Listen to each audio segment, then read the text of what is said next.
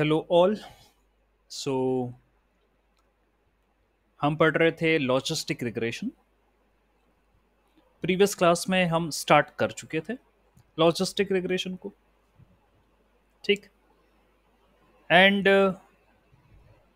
What I did explained कि linear regression जो है वो जो एनालिसिस करता है, यहाँ पर टारगेट कंटिन्यूस इन नेचर होता है। बट यदि if you are having target feature जिसकी एंट्रीज कंटिन्यूस ना हो, that means if you are having discrete or categorical in nature, so in that particular case your logistic regression will fail. Okay, तो ये नई algorithm है, नया model है, and what it has been told to you कि logistic regression supervised technique है जो कि प्रोबेबिलिटी देती है डिपेंडेंट वेरिएबल की। So you have to understand it carefully कि उसने क्या कहा। ठीक है, let me share my entire screen now और आपको मैं बताना चाहूंगा कि what is the meaning of that particular name, कि वो कह रहा है probability. Okay, so here it is. वो कह रहा है कि आपके पास ऐसा कुछ डेटा है। ओके, ऐसा कुछ डेटा आपके पास है, ये आपका टारगेट वेरिएबल है जो कि डिस्क्रीट इन नेचर है या आइदर कैटेगरिकल भी हो सकता है, ए बी जो भी है वो हो सकता है। ठीक, तो ये कह रहा है लॉजिस्टिक कि मैं आपको जो है आउटकम्स ये जो हैं इनकी प्रोबेबिलिटी दूंगा। आप ये ना समझे कि मैं आपको 0 दूंगा या 1 दूंगा, नहीं, ये मेरा काम नहीं है। I will not give this 0 and 1 as an outcome. जो आपके आउटकम में मौजूद हैं वो मैं वो नहीं दूंगा। I am going to give you the probability of the outcomes, मैं ये दूंगा। ठीक है, तो भाई हमारे पास लीनियर रिग्रेशन में रिलेशनशिप ये होता था y equal to m x plus c. यहां पर क्या what kind of relationship I will be having here. आपसे तो इस मॉडल ने कहा कि मैं आउटकम्स को प्रेडिक्ट करूंगा और आपको प्रोबेबिलिटी दूंगा। प्रोबेबिलिटी होती है 0 से 1 के बीच में। ठीक है, देखते हैं क्या होगा आगे। सो लॉजिस्टिक रिग्रेशन यूजेस लॉजिट फंक्शन। तो आपने लीनियर रिग्रेशन में पढ़ा था कि जो ये है इंडिपेंडेंट और डिपेंडेंट के बीच का रिलेशनशिप ऐसा आप लिखते हो एक लाइन के माध्यम से। ये आपने लीनियर रिग्रेशन में पढ़ा था। यहां ये कह रहा है कि डिपेंडेंट और इंडिपेंडेंट का जो रिलेशनशिप है उसको मैं लॉजिट फंक्शन के माध्यम से शो करूंगा।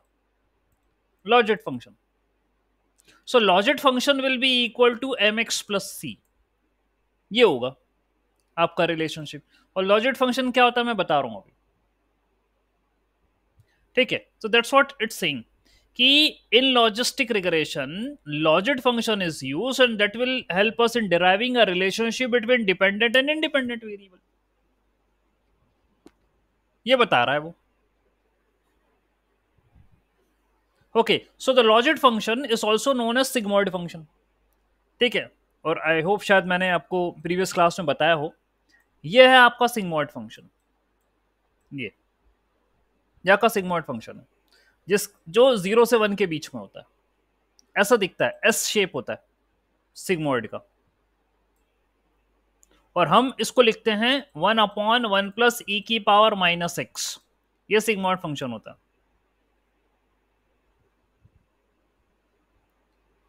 0 से 1 के बीच में होता है। और यहां पर जो है मैं कहूं बीच में मार्क करूं तो यह है 0.5। और जैसा कि आपसे ऊपर कहा गया कि लॉजिस्टिक रिग्रेशन प्रोबेबिलिटी देता है, यानी आप उसमें ये डेटा फीड करोगे और आपको जो रिजल्ट देगा वो प्रोबेबिलिटी, यानी कि कुछ इस प्रकार से यदि आपको value I, for example probability is 0.4, ये आ रही है, तो क्योंकि वो 0.5 से कम है, so any value which is coming less than 0.5, the answer is 0, and any value which is coming more than 0.5, the answer is 1। तो यदि आपकी प्रोबेबिलिटी 0.7 आती है तो आंसर 1 आता है, या 0.8 आए या 0.9 आए तो आंसर 1 आएगा, 0.5 से छोटी पे 0 आएगा। तो भाई आप सिमर्ड फंक्शन का यूज कर रहे हैं क्लासिफिकेशन करने के लिए, कि भाई देखिए मेरा जो डेटा है उसमें दो क्लास है, एक 0 है एक 1 है, तो आप यहां ऑब्वियसली रेस्पेक्टिव एंट्रीज है फीचर्स की, दे रहे हैं यहां पर फीचर्स, ओके, एंड आप जो है इनको क्लासीफाई कर रहे हैं, ठीक है। तो ये 3 पॉइंटों में उन्होंने इंट्रोडक्शन दिया लॉजिस्टिक का। लॉजिस्टिक रिग्रेशन जो है कई टाइप के हो सकते हैं, बाइनरी क्लासिफिकेशन कर सकते हो आप, मल्टी क्लासिफिकेशन कर सकते हो आप, और मल्टी क्लासिफिकेशन में ही एक चीज होती है ऑर्डिनल, यानी कि मल्टी क्लासिफिकेशन में आपके पास यदि if you have 3 or more than these outcomes without any order, तो मल्टी क्लासिफिकेशन, और यदि ऑर्डर होता है तो भी मल्टी क्लासिफिकेशन, लेकिन वो ऑर्डिनल मल्टी क्लासिफिकेशन होता है, ठीक है, जैसे रेटिंग हो गई 1 to 5, ये ऑर्डिनल मल्टी क्लासिफिकेशन होगा। तो लॉजिस्टिक रिग्रेशन में ये सब कर सकते हैं, ठीक है। इसके अजम्पशंस क्या हैं, what are the assumptions of logistic regression? देखिए लीनियर रिग्रेशन के अजम्पशंस क्या थे। लीनियर रिग्रेशन ये बोलता था कि मुझे जो डेटा चाहिए वो जो टारगेट है वो कंटिन्यूस होना चाहिए, यहां हम कह रहे हैं टारगेट डिस्क्रीट होना चाहिए या कैटेगरिकल होना चाहिए। वहां जो भी न्यूमेरिकल फीचर्स थे उनमें यदि कंटिन्यूस फीचर्स थे वो, तो that should B normally distributed, ये कह रहा था लीनियर रिग्रेशन। लॉजिस्टिक में ऐसा कोई फंडा नहीं है, लॉजिस्टिक में कोई भी जरूरी नहीं है कि यदि तुम्हारा कोई कॉलम या कोई फीचर न्यूमेरिकल हो, कंटिन्यूस हो, तो वो नॉर्मली डिस्ट्रीब्यूटेड हो, यहाँ ऐसा कोई डिमांड नहीं है इसकी, या कंटिन्यूस है तो ठीक है, कोई वाली बात नहीं है ऐसी। तो कंटिन्यूस वाला भी खत्म हुआ, कंटिन्यूस नॉर्मल डिस्ट्रीब्यूशन नहीं होना चाहिए, ये खत्म हो गया, ये वो कहना चाह रहे हैं यहाँ पे। एक बात और है, मुझे लीनियर रिलेशनशिप की रिक्वायरमेंट नहीं है डिपेंडेंट और इंडिपेंडेंट के बीच में, ये होती थी लीनियर रिग्रेशन में।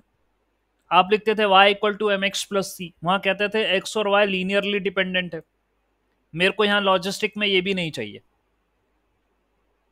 तो ना तो नॉर्मल डिस्ट्रीब्यूशन चाहिए, ना मेरे को कोई लीनियर रिलेशनशिप चाहिए, सब फेल, ठीक है, ये भी नहीं, नॉर्मली भी नहीं चाहिए। मुझे जो चाहिए वो ये है कि there should not be any collinearity correlation, तो ये कॉमन है दोनों में, या किसी भी मशीन लर्निंग एल्गोरिथम में हम ये नहीं चाहते कि जो फीचर्स हैं ये आपस में अच्छी रिलेशनशिप हो, इनमें हम ये नहीं चाहते। हम ये चाहते हैं फीचर और टारगेट में तो अच्छी हो लेकिन आपस में ना हो, ठीक है, that's what we don't want, okay. क्योंकि लफड़ा है ऐसे में, ये मॉडल को ओवर फिटिंग कर देंगे, ठीक है, मतलब फिर मेरा मॉडल सेम पॉइंट्स कैप्चर करना शुरू कर देगा, ये नहीं चाहता। आपस में कोरिलेशन नहीं होना चाहिए, या कम हो, कम से कम तो चलेगा, टारगेट के साथ अच्छा होना चाहिए। फिर ज्यादा से ज्यादा बड़ा डेटा हो तो अच्छा अच्छा प्रिडिक्शन होगा उसमें। छोटा मोटा डेटा लोगे तो उसमें मजा नहीं आएगा आपको। जितना बड़ा डेटा उतना अच्छा। फिर ये कह रहे हैं कि independent variable are linearly related to the log of odds. ये लॉग ऑफ ऑड्स क्या होता है मैं भी बताऊंगा थोड़ी देर में। What is this log of odds? ठीक है, तो independent variable log of odds के से डिपेंडेंट होना चाहिए। यानी वो ये कहना चाह रहा है कि एम एक्स प्लस सी, ये जो मेरा इंडिपेंडेंट वेरिएबल है, that should be equal to log of odds. इसको लॉग ऑफ ऑड्स बोलते हैं। Log of P upon one minus P, इसको ऑड्स बोलते हैं। P upon one minus P को ऑड्स बोलते हैं, और क्योंकि उसके आगे लॉग लगा रखा है तो उसको लॉग ऑफ ऑड्स बोलते हैं। ठीक है, तो कह रहा है कि ऐसा रिलेशनशिप होना चाहिए इंडिपेंडेंट और डिपेंडेंट के बीच का।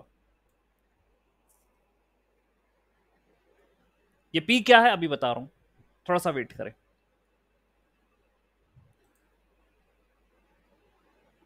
ठीक है, आउटलायर आउटलायर नहीं होने चाहिए। ठीक है, इतने कुछ अजम्पशन है लॉजिस्टिक के, बस फॉलो करना है सही मायने में। अब बात यह है कि लीनियर रिग्रेशन से तुमने क्लासिफिकेशन क्यों नहीं करा।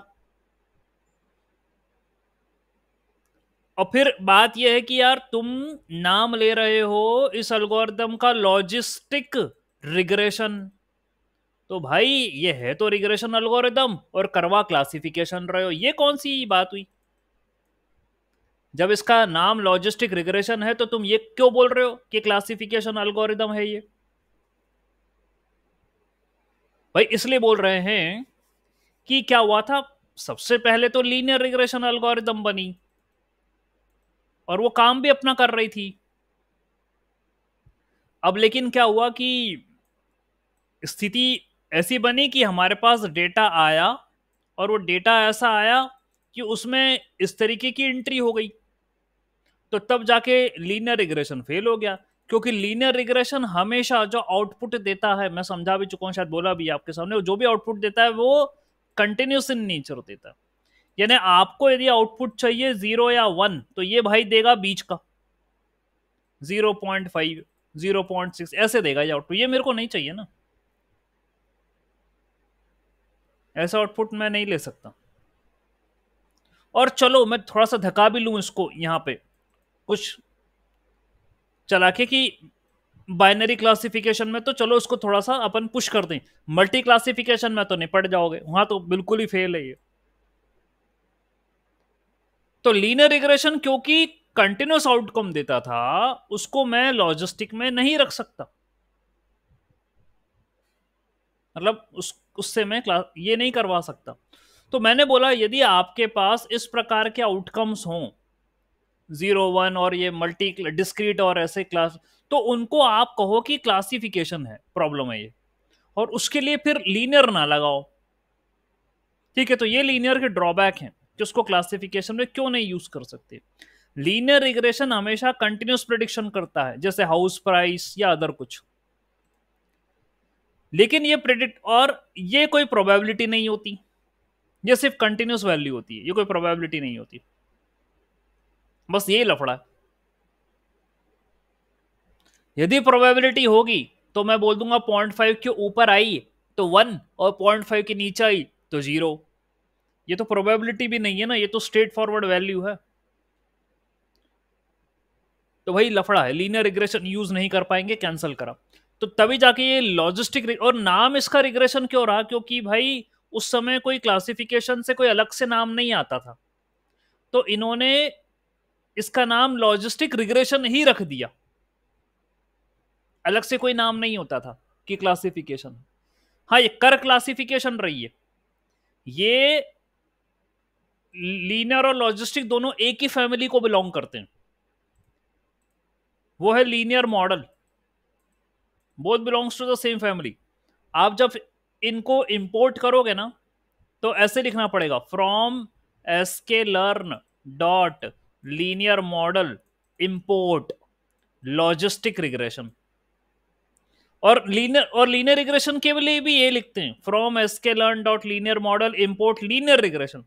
दोनों एक ही फैमिली को बिलोंग करते हैं लीनियर मॉडल की, लेकिन एक करती है रिग्रेशन और एक करती है क्लासिफिकेशन। ये ध्यान देना, ठीक है। ये बात हुई। फिर क्या हुआ है कि यहां हम देखें तो भाई हमने क्यों कैंसिल करा आपको समझा दिया। तो ये लीनियर रिग्रेशन है और आपको आंसर आ रहे थे या तो 0 या 1। ये भाई बीच की वैल्यू निकाल रहा है प्रेडिक्टेड, तो ये तो मेरे को चलेगी नहीं। तो इसलिए मैंने y equal to m x plus c की जगह सिग्मॉइड इस्तेमाल करना बेहतर समझा। ये सिग्मॉइड फंक्शन है और ये प्रोबेबिलिटी प्रिडिक्ट करता है जो कि 0 से 1 के बीच में होती है।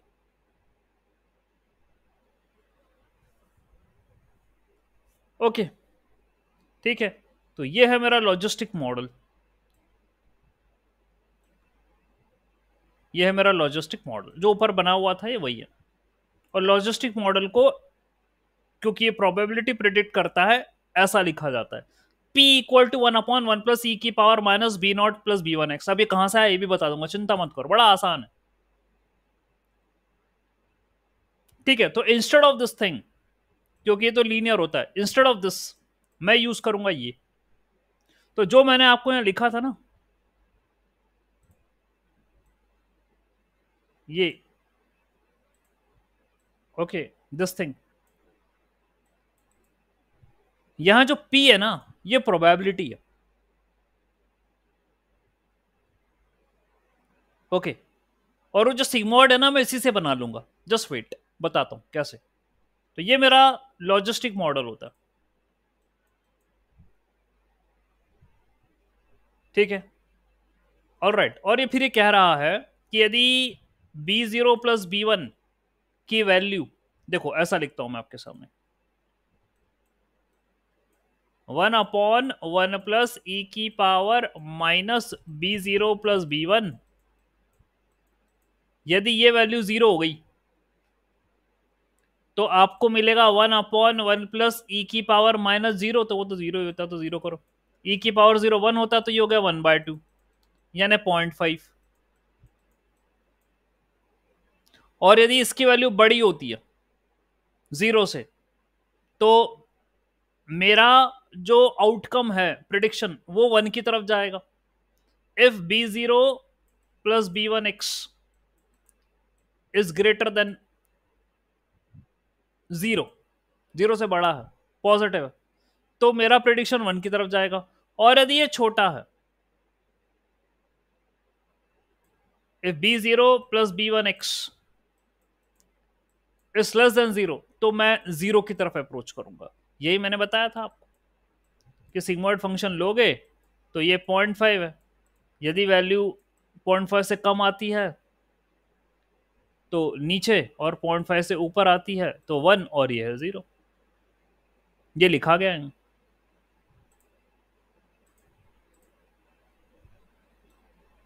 ठीक है। यही चीज है, इक्वल टू 0 पे 0.5, ग्रेटर देन 0 पर 1 की तरफ जाओगे, और लेस देन 0 पर 0 की तरफ जाओगे। ये लिखा है,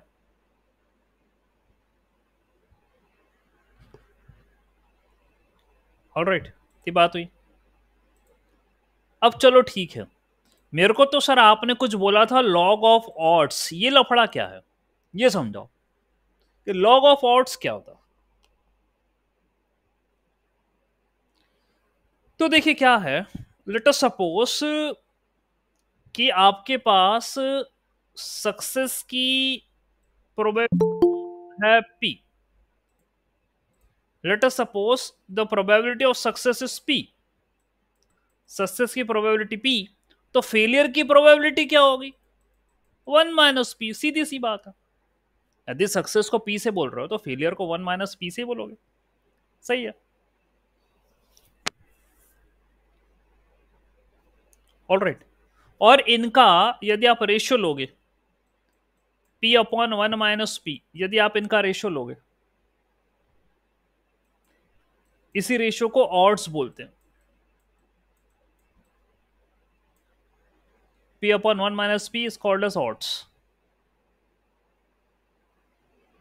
ठीक है, तो odds यानी किसका odds? Odds for success.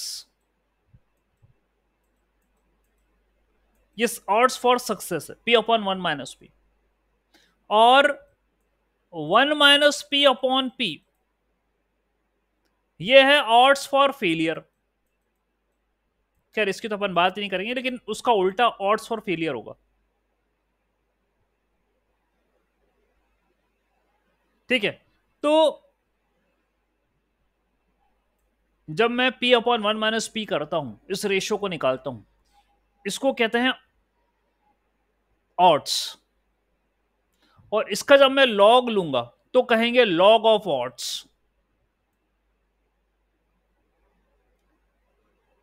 ठीक है, तो क्योंकि भाई मेरा मॉडल से मैंने लाइन नंबर 1 से क्या शुरुआत करी थी, मेरा मॉडल देता है प्रोबेबिलिटी. लाइन यहीं से शुरू हुई थी लॉजिस्टिक की, यहीं से पढ़ाना शुरू करा मैंने. तो प्रोबेबिलिटी देता, तो भैया प्रोबेबिलिटी के बिना तो कुछ बनेगा ही नहीं है. तो P अपॉन 1 माइनस P ये होता है ऑड्स. यदि P सक्सेस है तो 1 माइनस P फेलियर है, और वो लॉग लेंगे. और फिर उन्होंने यही कहा था कि ये लॉग आप जो ले रहे हो, लॉग ऑफ ऑड्स कर रहे हो, ये mx प्लस सी इसके बराबर होगा, क्योंकि ये रिलेशनशिप फॉलो करता है. ये y equal to mx plus C follow नहीं करता, ये log of odds equal to mx plus C follow करता है लॉजिस्टिक रिग्रेशन. ठीक है भाई, कर लो. अब बात ये है कि चलो लिख दिया मैंने, ये आपका ये लॉजिट फंक्शन है, इसको लॉजिट फंक्शन बोलते हैं. अब इसमें थोड़ी और कलाकारी अपन कर सकते हैं. ये है log to the base e P upon 1 minus P equal to mx plus, mx नहीं लिखता हूं मैं लिखता हूं बीटा नॉट प्लस b1x. कुछ तुम्हारी इच्छा, जो नोटेशन देना है वो दे सकते हो, कोई इशू नहीं. सो this is beta naught plus beta 1x.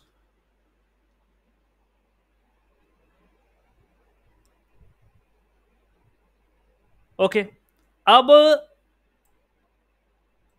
आप जानते हो कि सामने यदि लॉग लिखा है ना, लॉग टू द बेस ई होता है, वो ई के पावर में उठा लेता है उसको. तो ये हो जाएगा, मुझे यदि लॉग हटाना है ना यहां से, तो वो हो जाएगा P upon 1 minus P is equal to e की power beta naught plus beta 1x. ये हो जाएगा. ठीक है, वो लॉग हट के ई की पावर में उसको ले गया वो. And you can perform the multiplication या क्रॉस मल्टीप्लाई करो. तो P equal to 1 minus P e की power beta naught plus beta 1x. अंदर मल्टीप्लाई कर दो. P इक्वल टू, इसको इधर करो, E beta naught plus beta 1x minus P into beta naught plus beta 1x. ये भी कर दिया मैंने.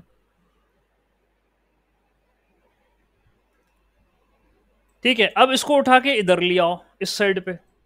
तो P प्लस P ई की पावर जो था वो था इक्वल टू ई की पावर, ये जो है वो है, यहां से P कॉमन ले लो, तो ये हो जाएगा 1 प्लस ई की पावर में जो था वो रहने दो, इक्वल टू ई की पावर वाला रहने दो. फिर इसको P इक्वल टू ई की पावर में जो था, ठीक है, नीचे इसको डाल दो 1, ये 1 प्लस ई की पावर हो गया. और ये जो ऊपर वाला न्यूमरेटर उसको नीचे ले आओ, इसको नीचे डिवीजन में ले आओ. तो ये हो जाएगा P इक्वल टू 1 अपॉन, ये नीचे आएगा तो ये हो जाएगा 1 अपॉन ई की पावर दिस, और वो ई की पावर और ई की पावर ये 1 हो जाएगा. और इसी को रेस कर दो पावर पे, तो 1 अपॉन 1 प्लस ई की पावर माइनस वो beta naught plus beta 1x आ जाएगा. और यही मैंने आपको दिखाया था, ये तो सिग्मॉइड फंक्शन है. ये देखो जरा, बनाया है उन्होंने. ये क्या लिखा है, 1 अपॉन 1 प्लस ई की पावर माइनस जेड, या कुछ भी देख लो. ये क्या लिखा है, ये प्रोबेबिलिटी की वैल्यू और ये सिग्मॉइड फंक्शन है। कर दिया डिराइव। और डिराइव तो भी खैर मैथ्स तो बहुत बड़ी है, अभी तो कुछ नहीं हुआ, तो शुरुआत हुई है, इतनी सी मैथ्स से काम नहीं चलता है, तो इंट्रोडक्शन है। जो बताना था कि वो कहाँ से आया लॉजिस्टिक मॉडल, तो ऐसे आया, ये सिग्मॉइड भी होता है, ये लॉजिस्टिक मॉडल भी इसे कहते हैं। वो log of P upon 1 minus P से आपने कहानी शुरू करी, ये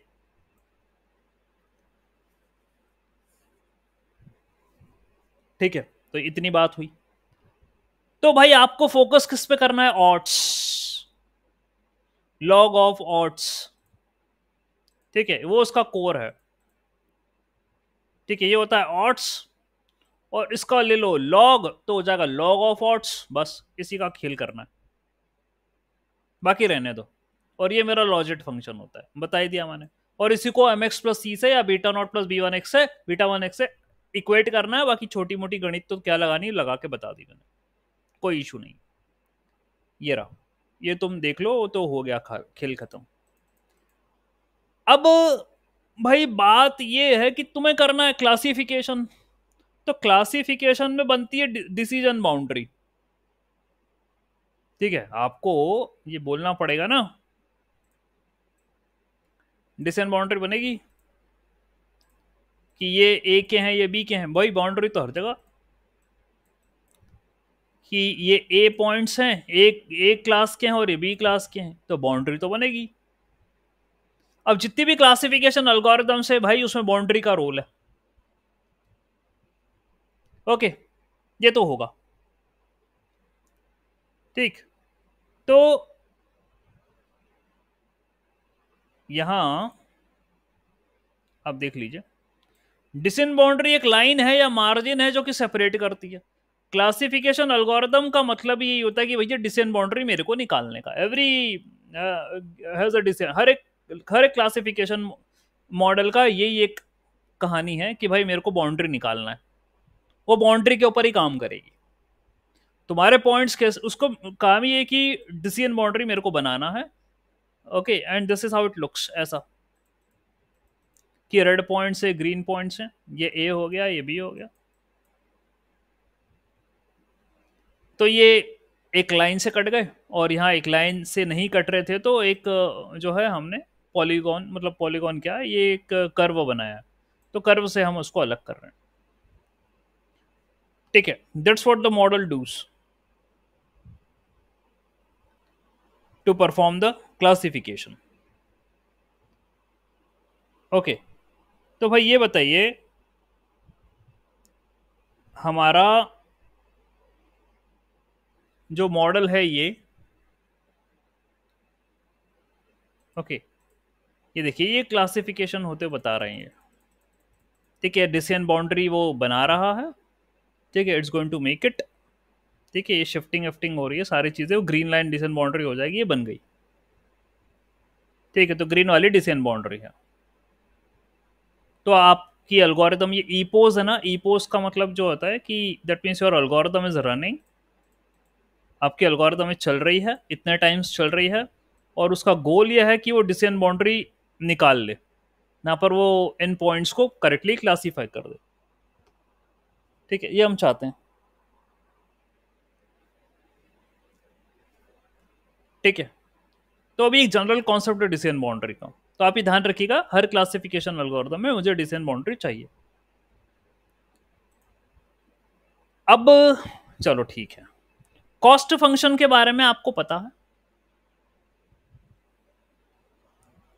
ओके, आपने लीनियर रिग्रेशन के लिए भी कॉस्ट फंक्शन पढ़ा था, और वही अप्लाई करा था आपने, जो कि होता है ये y predicted minus Y actual का होल स्क्वायर का समीशन डिवाइडेड बाई n, ये आपका कॉस्ट फंक्शन था लीनियर का, और आपने इसी को पार्शियल डिफरेंशिएशन करा था m और b के रेस्पेक्ट में। This is the cost function for linear regression. उसी तरीके से भाई हर एक एल्गोरिदम में कॉस्ट फंक्शन है,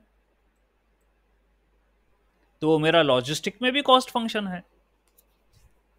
वो होगा क्या? सर ये तो क्लासिफिकेशन एल्गोरिदम है, ये तो रिग्रेशन का था तो क्लासिफिकेशन का अलग होगा। हाँ डेफिनेटली अलग होगा। तो उसका क्या कॉस्ट फंक्शन होना है? उसका ये है कॉस्ट फंक्शन।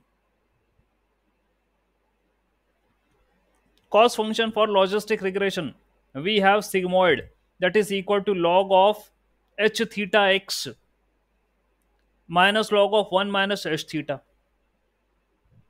ये है सर कॉस्ट फंक्शन लॉजिस्टिक का। यदि आपका आउटपुट 1 है तो ये कॉस्ट फंक्शन है, आउटपुट 0 है तो ये कॉस्ट फंक्शन है। कहां से आया सर? अभी बताते हैं, रुको। बाद में इन दोनों को मर्ज करोगे तो ये ओवरऑल कॉस्ट फंक्शन बनेगा, ये वाला।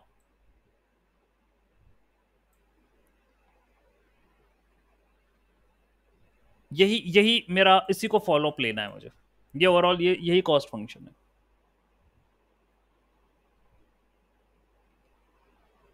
ओके, अब वो कहां से आया देखते हैं, बताते हैं। ठीक है, तो भाई इसके लिए मुझे इंफॉर्मेशन थ्योरी पे आना पड़ेगा। वही मैथ्स मुझे वापस से इसको फॉलो अप करनी पड़ेगी जो मैंने पहले बताई थी। इंफॉर्मेशन थ्योरी पे मेरे को आना पड़ेगा। इंफॉर्मेशन थ्योरी ये क्या होती? जैसा कि मैंने अपनी मैथ्स की क्लास में बताया है, ये वापस उन्हीं कॉन्सेप्ट्स का रिवीजन है कि इंफॉर्मेशन को आप क्वांटिफाई कर सकते हो कि कोई भी इवेंट ऑकर हो रहा है तो उससे मुझे जानकारी कितनी मिल रही है। दैट्स व्हाट वी से एज अ क्वांटिफिकेशन। मतलब मैथमेटिकल में आप उसको कन्वर्ट कर सकते हो, मैथमेटिकल कुछ होगा। और शेनॉन जो है उन्होंने कहा था that is equal to minus log of P X, where P is the probability of an outcome. तो यदि आप कॉइन को टॉस कर रहे हो, हेड आ रहा है या टेल आ रहा है, जो भी है वो वाली बात। ओके, हेड आ रहा है या टेल आ रहा है, तो आप कहोगे इंफॉर्मेशन कितनी मिलेगी यदि हेड और टेल आ रहा है। तो आपने कॉइन को टॉस करा, ये एक इवेंट ऑकर हुआ। हेड आने की संभावना 1/2, टेल आने की संभावना वो भी 1/2। तो इंफॉर्मेशन कितनी होगी? Minus summation of log of P x, यानी माइनस समीशन यानी दोनों आउटकम। तो लॉग ऑफ प्रोबेबिलिटी हेड की कितनी? 1/2 माइनस लॉग ऑफ टेल की कितनी? 1/2। डबल कर दो इसको, ये हो जाएगा 2 लॉग ऑफ 1/2। माइनस तो है ही, ये 2 को ऊपर ले जाओ,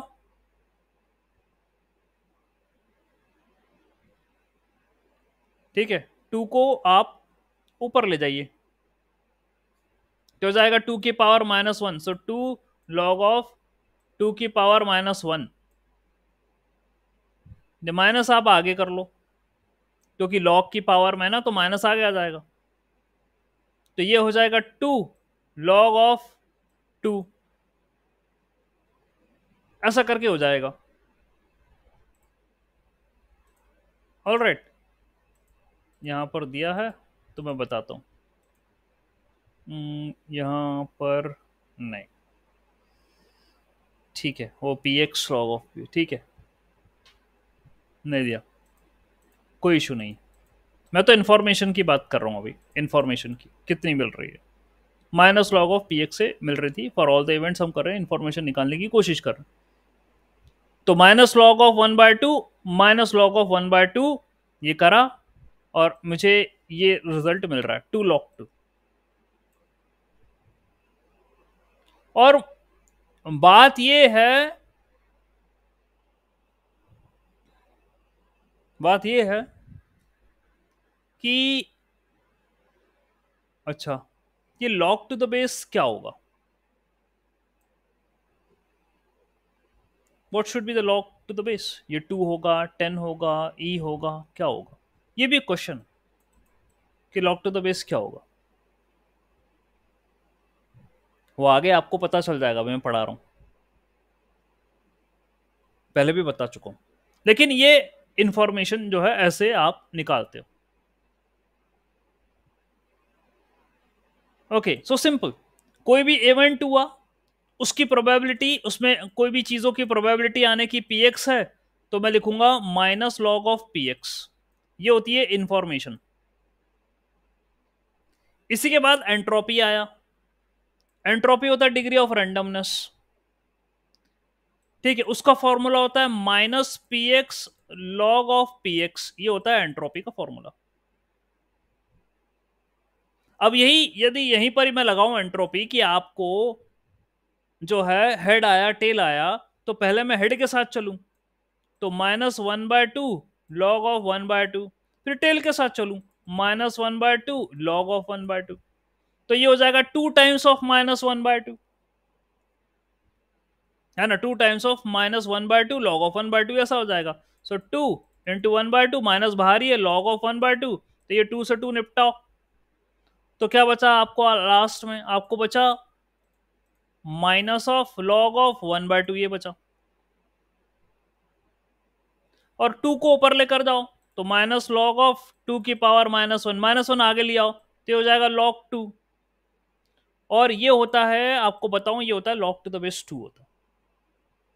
तो लॉग 2 टू द बेस 2 ये 1 के बराबर होता है according to the property of log.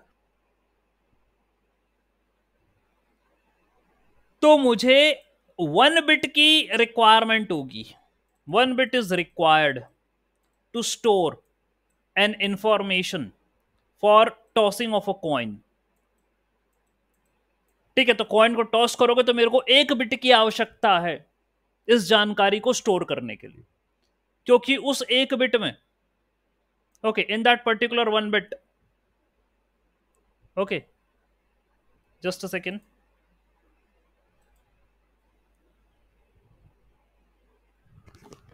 Hello madam, yes. हाँ हाँ हाँ, yes ma'am, yes ma'am.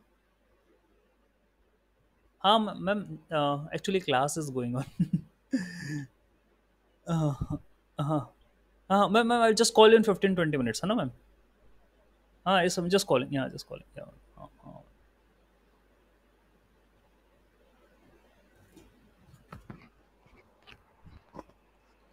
Okay, so what I was telling कि 1 बिट इज रिक्वायर्ड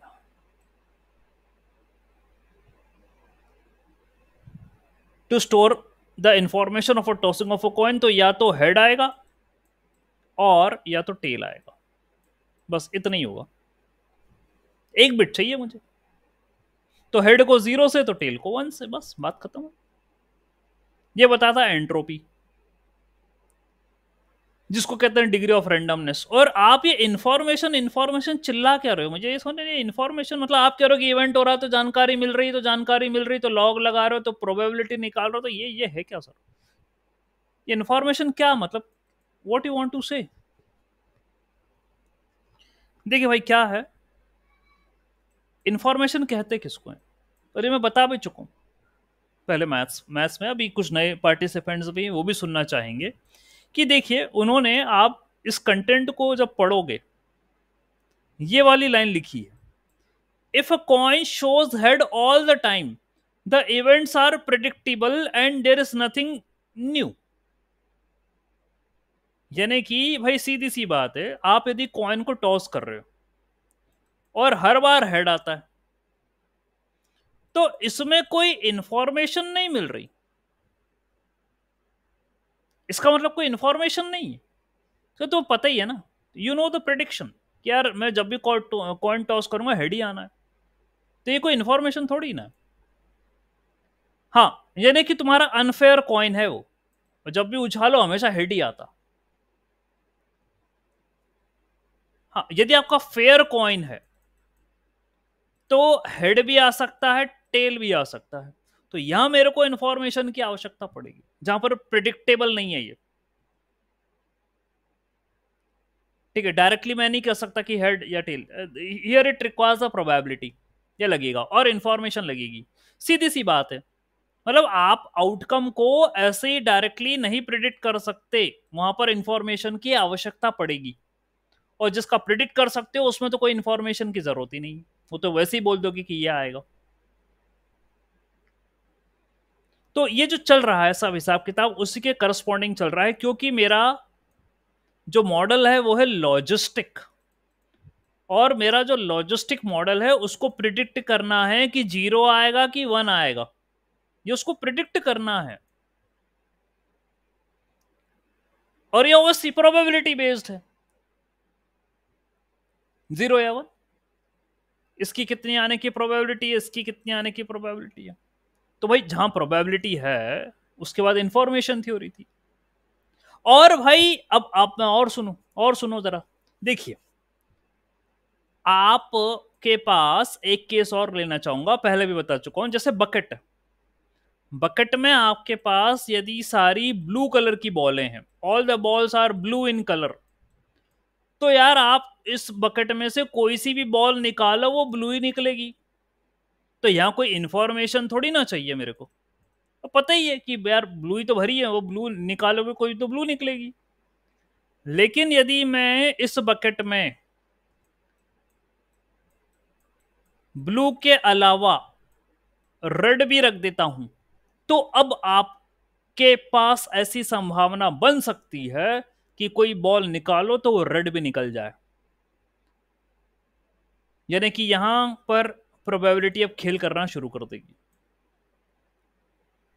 सो यदि होमोजीनियस होता है, होमोजीनियस यानी एक जैसा डिस्ट्रीब्यूशन होता है डेटा का, तो कोई इश्यू ही नहीं है, कोई इंफॉर्मेशन की रिक्वायरमेंट ही नहीं है, कोई क्लासिफिकेशन करने की जरूरत ही नहीं है। काहे का क्लासिफिकेशन, जरूरत ही नहीं। लेकिन यदि हिट्रोजीनियस है, हिट्रोजीनियस यानी डिफरेंट डिफरेंट है, यदि ब्लू है रेड है, तो भाई यहां पर अब मेरे को क्लासिफिकेशन करना पड़ेगा, यानी मैं निकालूंगा तो मेरे को प्रोबेबिलिटी लगेगी। और जितना आप दूसरी कलर की बॉलें बढ़ाते चले जाएंगे उतना ज्यादा अनसर्टेनिटी बढ़ती चली जाएगी। अभी तो 2 ब्लू हैं 1 रेड है, यदि मैं एक और रेड मिला दूं ना तो अब 50-50% चांसेस हो गए।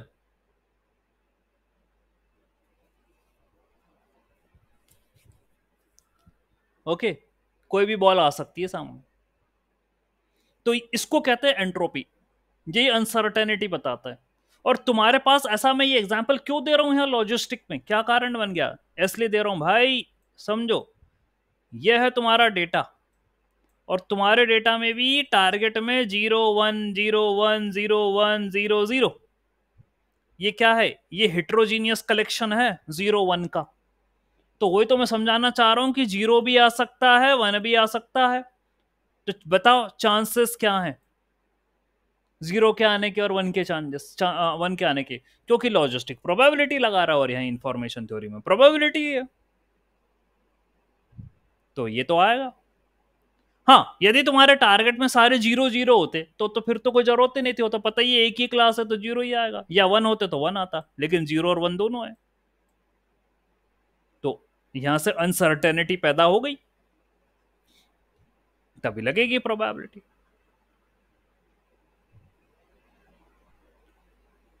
तो एंट्रोपी, तो क्या क्या फॉर्मूला लिखा है आपने, आपने लिखा ये, आपने लिखा minus log of P x, ये होता है इंफॉर्मेशन। आपने लिखा minus P X log of P x, ये होता है एंट्रोपी। एक और होता है, वो होता है minus P X log of Q X, ये होता है क्रॉस एंट्रोपी, जहां पी और क्यू दो अलग डिस्ट्रीब्यूशन होते हैं डेटा के। So this is called as cross entropy. और जो तुम फॉर्मूला देख रहे थे ना, ये लॉजिस्टिक रिग्रेशन, ये वाला, ये क्रॉस एंट्रोपी ही है, ये जो नीचे बनेगी अभी यहां पर, ये क्रॉस एंट्रोपी का ही फॉर्मूला है जो देख रहे हो। सर कैसे सर, और ये क्या चलो पी तो समझ में आ गया, पी प्रोबेबिलिटी है, क्यू, अरे क्यू भी प्रोबेबिलिटी है, दोनों प्रोबेबिलिटी है। सर कैसे, अभी बताते हैं। और पहले भी यही एग्जांपल दिया था, फिर दे रहा हूं। यह है P, यह है Q। लेट अस सपोज आपको करना है क्लासिफिकेशन। आपने, you are having two letters A and B, you are having two letters A and B। तो भाई यदि आपने मॉडल के अंदर दिया A एज एन इनपुट और उससे पूछा कि बता A है ये, B है ये, क्या है ये, तो यू नो कि वो A है, आपने इनपुट दिया ही है, तो एक्चुअल A है, तो उसकी वैल्यू 1, B 0। मॉडल जो है ना, क्या कहा था मैंने, क्या रिजल्ट देता है मॉडल? मॉडल प्रोबेबिलिटी देता है। तो मॉडल बोलेगा भाई ए की प्रोबेबिलिटी 80% और बी की प्रोबेबिलिटी 20%। मॉडल ये जवाब देता है।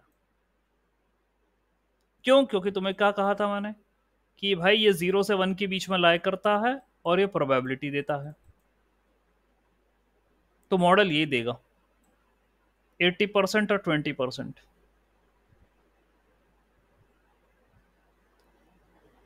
तो 1 और 0 ये आउटकम्स हैं, यानी ये y की वैल्यू है। तो यहां है y इक्वल टू 1 और यहां है y इक्वल टू 0, और यहां है प्रोबेबिलिटी, यह है p, यह है p और यह है 1 माइनस p। मुझे ये बताओ, इतना आपके जो न्यूरल नेटवर्क है उसमें समझ में आया कि नहीं आया? समझे ना न्यूरल नेटवर्क का मतलब, यानी ब्रेन की बात कर रहा हूं, ठीक है? आपके ब्रेन में ये बात या कॉन्सेप्ट आया कि नहीं आया? ये जो मैंने बना के बताया, तो देखते हैं हाँ या ना। आ गया समझ में इतना कि एक्चुअल क्या है, मॉडल प्रेडिक्टेड क्या कर रहा है?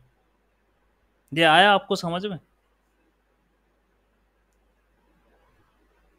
हाँ ठीक है, निखिल बोल रहा है अभी आया सर समझ में। बाकी लोगों से मुझे ये एक्सपेक्टेशन है कि आपको समझ में आया होगा। तो भाई ऐसा है कि 1 है और ये 0 है, ये दो आउटकम है आपके पास। तो A था y इक्वल टू 1, B 0 होता तो y equal to 0। And model ने दी, मॉडल को की प्रोबेबिलिटी देता, तो उसने इसको 80% बोला, इसको 20% बोला। तो भाई यदि आप फॉर्मूले पर वापस नजर डालो, ये ऊपर वाले,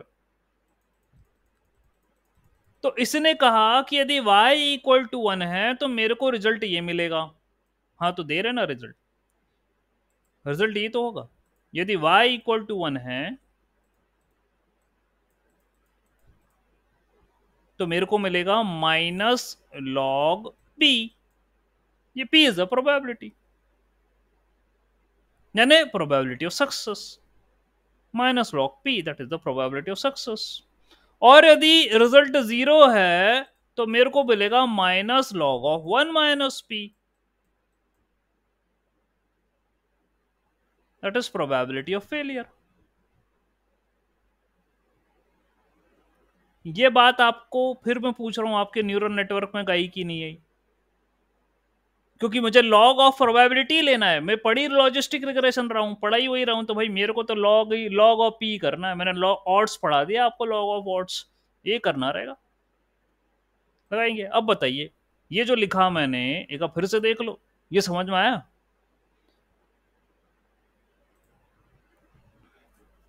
बोलिए। ठीक है, प्रगति बोल रही ठीक है, समझ में आया। अरे वो आपको ये कहीं ढूंढना उड़ना पड़ता है, ये थम्स अप अनसअप कहाँ रहता है? ये पता ही नहीं है मुझे। ये क्या है ये हैंड्स रेस करने का, ये यहाँ से रहता है क्या रिएक्शन? हाँ लगता है यहीं से भेजते हो आप। ओके, ऐसे करके भेजते हैं, ठीक है। ये से अच्छा लग रहा है उड़ता हुआ। हाँ ठीक है, अब हमको रिएक्शन नहीं बतानी। तो ये है आपका y equal to 1 and minus log of p and y equal to 0 minus log of 1 minus p। यदि मैं इन दोनों को मर्ज करता हूं, इन इक्वेशंस को मर्ज करता हूं, तो ऐसा हो सकती है मर्जिंग।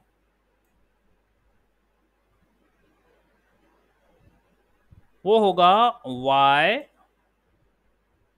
माइनस लिखे रहने दो log of p minus of 1 minus y log of 1 minus p। ऐसी मर्जिंग हो सकती है इनकी। अब आप बोलोगे सर ये कैसे कर दिया आपने, ऐसी मर्जिंग कैसे मिल गई आपको? अभी बता रहे हैं, देखो इसी को ध्यान देना। यदि y की वैल्यू 1 है, पुट करो जरा 1, यहां मैंने रखा -1 लॉग p माइनस ऑफ, ये हो जाएगा 1 माइनस 1 0, तो ये भैया इसका खेल खत्म। मेरे को आंसर क्या आया, माइनस लॉग p। तो जब y 1 है तो माइनस लॉग p, देख लो भाई ऊपर।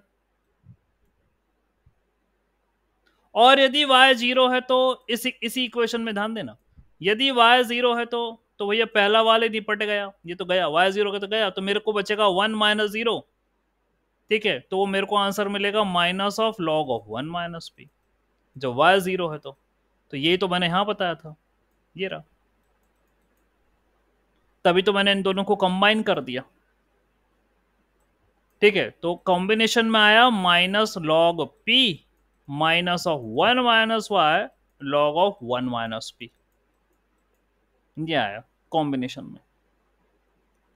यही तुम्हारा कॉस्ट फंक्शन है। और जो आप देखकर थोड़े से घबरा रहे थे कि सर ये क्या लिखा गया, ये सर क्या है, ये वाला, तो ये वही अभी जो मैंने ना हल्के फुल्के में बता दिया आपको, यही है।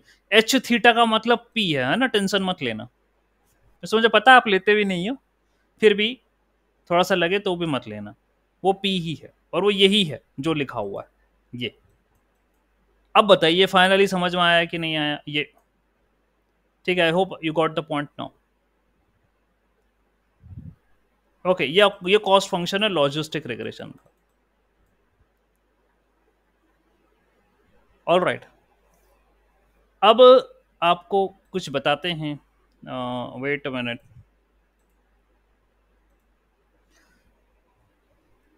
Okay, all right, let me share the screen.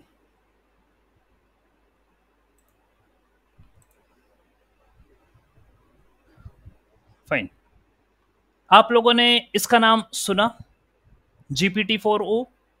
Have you heard the name? Yes sir. Okay, क्या है ये Nikhil?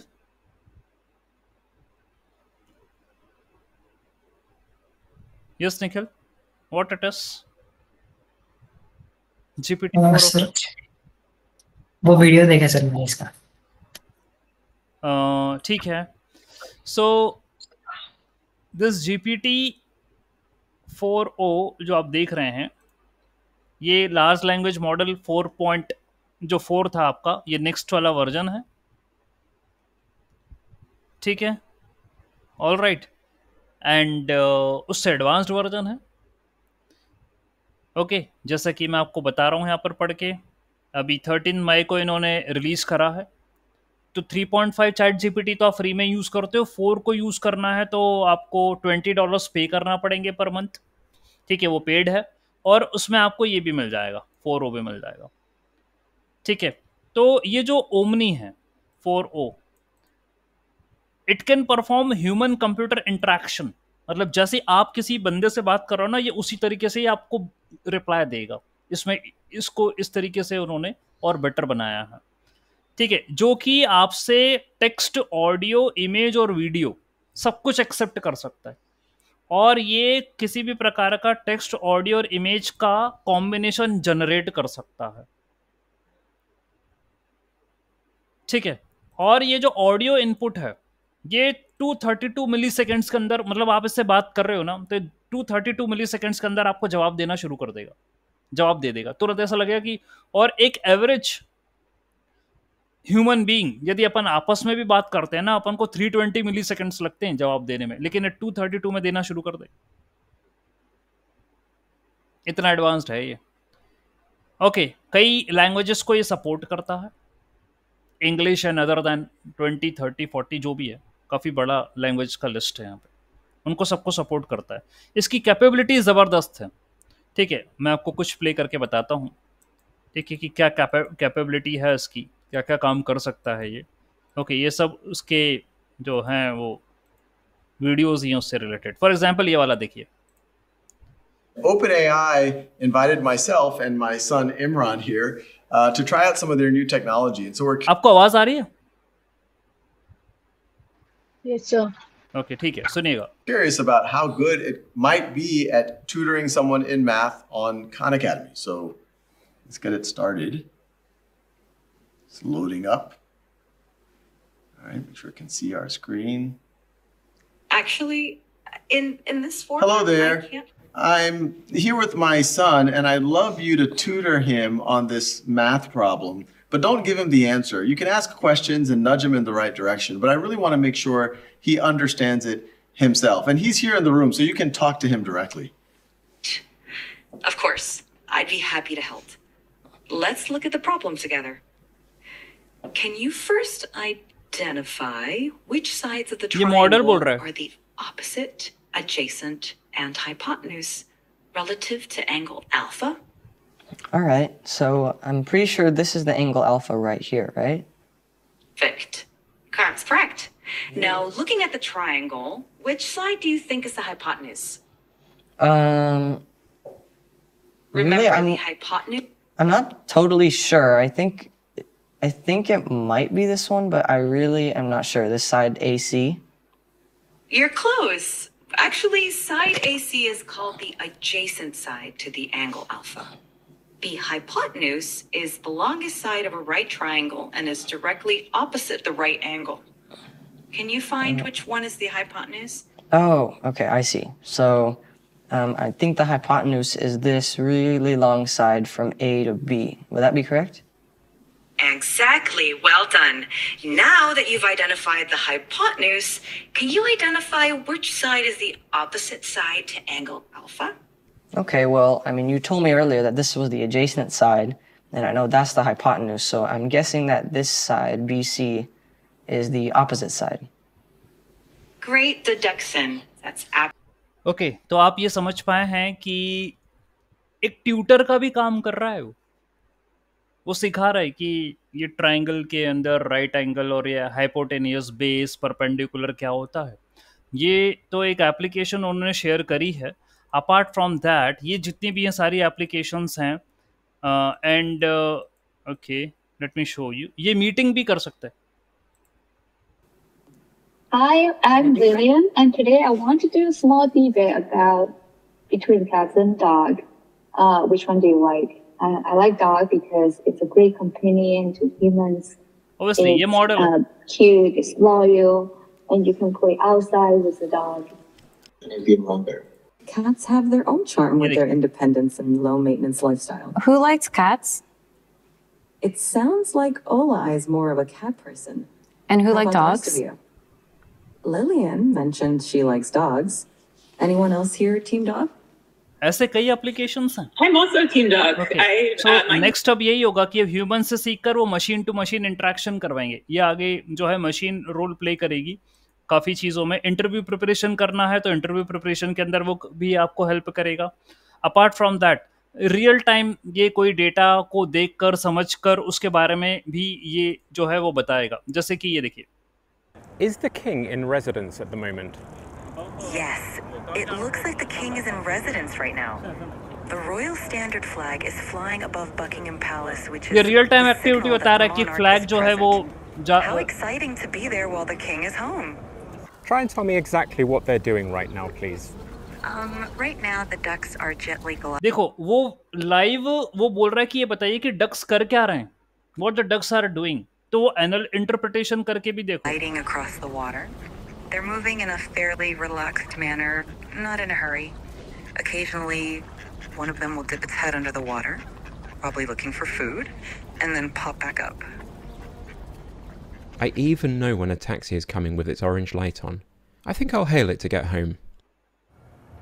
Yes, I spotted one just now. It's heading your way on the left side of the road. Get ready to wave it down.